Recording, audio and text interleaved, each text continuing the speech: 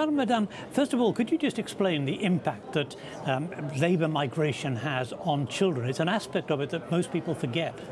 Indeed, the impact of labour migration has a great consequence on psycho-emotional status of children. We have researched this issue in Romania, Moldova and Ukraine, and we have discovered that children left behind are clearly more disadvantaged from the emotional point of view than their peers who remain home with their parents. This is because they are separated from their parents. Exactly. And what is being done to try to improve their situation? There are several approaches. First, of course, there is the legal framework and public policies which are put in place by state authorities. There are several laws which take care of the rights of the child who is separated from their parents. This is on one hand. On the other hand, there is the intervention from the NGOs at the local level, from the school, from the community, and from the families themselves. How successful have these measures been, though, in trying to alleviate the sorts of pressures that children in particular feel?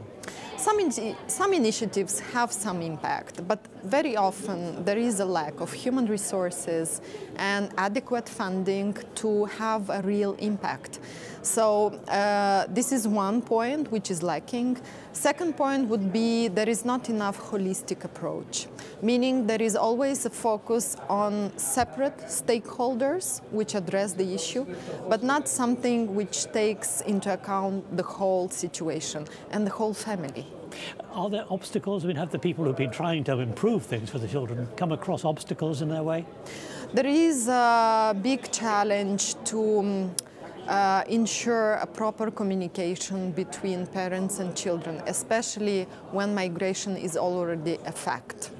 And this is a big challenge nowadays because of the internet, of the technologies. Sometimes parents cannot follow with the new technologies. The issue also of not being able to understand always the development stages of the child, and that communication needs to be adapted to that. Also, there is the challenge that children don't express themselves enough. They don't talk about their feelings, either because they are afraid, either because they want to cope with the stress and show to the parents that they are strong. So this is a big challenge. Is there a role for the Council of Europe in this? Because I mean, there are laws about the rights of the child and so on, which I suppose if somebody has to go and work abroad, if that's the only job they can find, it's going to be overlooked, isn't it?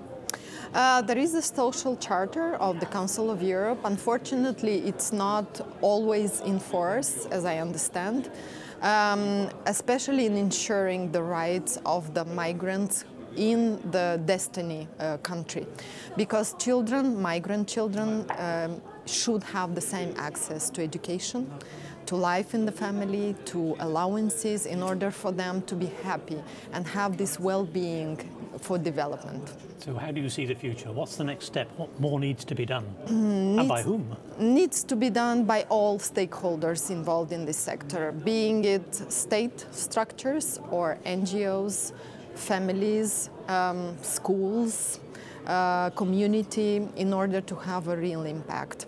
Only one stakeholder cannot change the situation.